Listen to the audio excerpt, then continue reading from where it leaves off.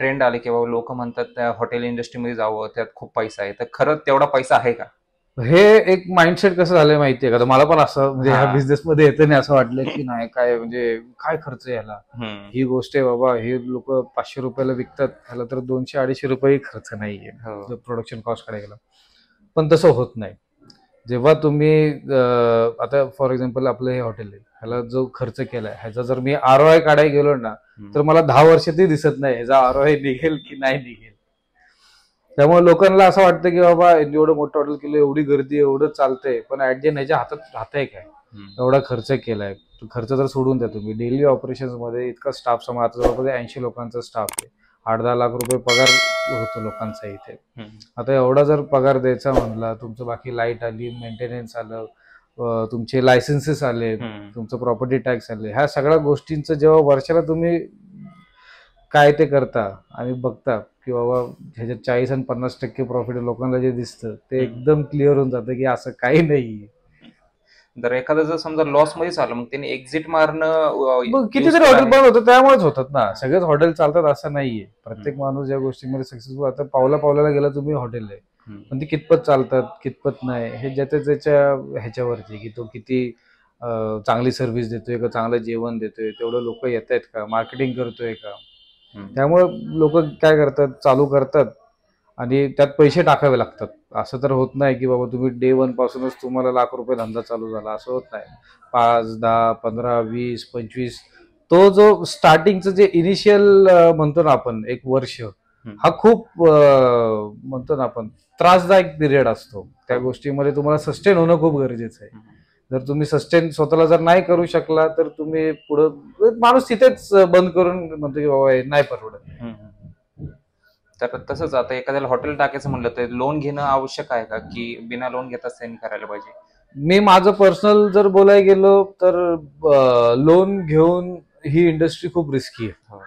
तुमच्या खिशात पैसे असतील तेवढे तुम्ही टाका. इनफॅक्ट पुढच्या 6 महिन्याचं प्रोजेक्शन ठेवून लोकांचे पगार वगैरे काय असेल नसेल ते प्रोजेक्शन ठेवून तेवढे पैसे काढूनच तुम्ही या इंडस्ट्रीमध्ये उतरा. सगळेच हॉटेल चालतात असं नाहीये. तुम्ही आता चालू केलं आणि दर महिन्याला परत तुम्हाला त्यात पैसे टाकायला लागले तर मानसिकता एकंदरीत खराब होती. मग ते विल पॉवर जी आहे तुमची ती कमी होऊन जाते. त्यामुळे मग तो जास्त दिवस टिकू नाही शकत.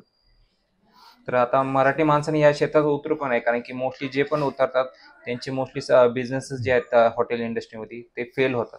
तर याचं कारण काय तुम्ही सांगू शकाल का, आता याच्या व्यतिरिक्त काय?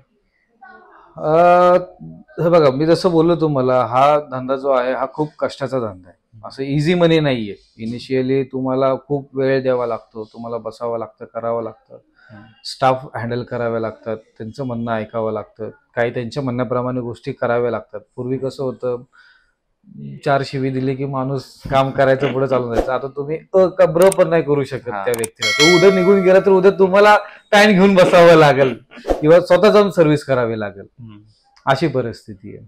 त्यामुळं कर्ज घेऊन हा धंदा करण्यासारखा हा धंदा नाही.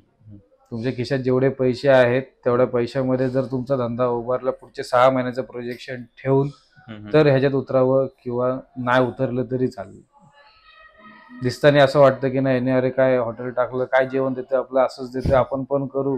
म्हणजे इतकं सोपं नाहीये जितकं दिसतं. ते स्टँडर्ड मेंटेन ठेवतानाच त्यांचा खूप लॉस होतो त्या हिशोबाने. नाही, इनिशियल 6 महिने 1 वर्ष तसं बघायला गेलं तर खूप क्रिटिकल आहे. तुम्ही 1 वर्ष जर त्या गोष्टीमधून जर व्यवस्थित तरंगला, तोपर्यंत तुम्हाला पूर्ण एक सायकल समजून येते एका वर्षामध्ये. कुठल्या महिन्यामध्ये अप असतो, कुठल्या महिन्यामध्ये डाऊन असतो बिझनेस.